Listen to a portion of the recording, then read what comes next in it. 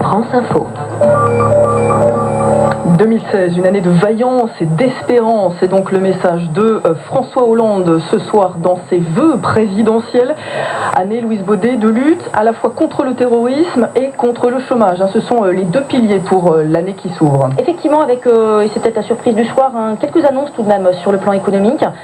Et puis un discours là pour le coup plus attendu de Père de la Nation, rassembleur, dans la solennité évidemment, au terme d'une année terrible, il l'a redit pour les Français, et avec tout de même aussi peut-être en tout cas c'est ce que souhaiteraient y voir certains de ses amis qui ont été choqués par le fait qu'il souhaite intégrer à la Constitution la déchéance de nationalité pour les binationaux nés français et convaincus de terrorisme. Eh bien, cette idée-là qui les choquait, certains en tout cas veulent voir ce soir une forme de porte ouverte. On l'entendait juste avant les titres avec Julien Drey, député de l'Essonne, un proche de François Hollande.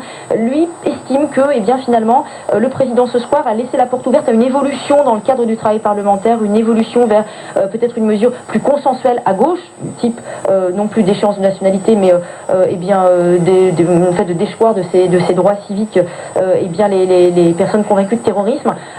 Il y aurait peut-être une possibilité. Et en tout cas, François Hollande lui a dit que le travail parlementaire devait se faire, que le débat était légitime. Enfin, il a tout de même confirmé cette inscription dans la Constitution de la déchéance de nationalité. Il a dit que selon lui, parce que c'était son premier devoir, c'était de protéger les Français. Et il a bien placé ses vœux tout de même dans la droite lignée du discours de Versailles, discours qui a confirmé, on va dire, le tournant sécuritaire pris par l'exécutif en cette fin d'année. Et nouvelle réaction maintenant en direct, celle de Jean-Christophe Lagarde. Bonsoir. Bonsoir. Maire UDI de Drancy, député de Seine-Saint-Denis. Alors Louise Baudet le disait à l'instant, le premier devoir de François Hollande, c'est celle de protéger les Français. Et ça passe notamment par l'extension de la déchéance de nationalité dans les cas de terrorisme.